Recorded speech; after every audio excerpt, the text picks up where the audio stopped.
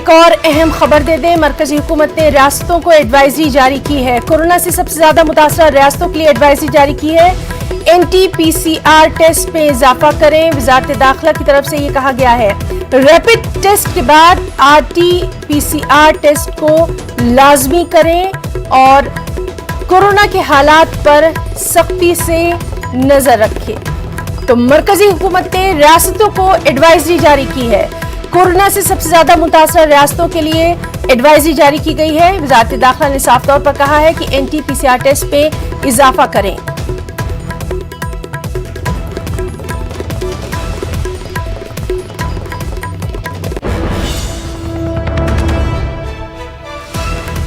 अहम खबर, कांग्रेस सदस्य सोनिया गांधी ने PM मोदी को खत लिखा है।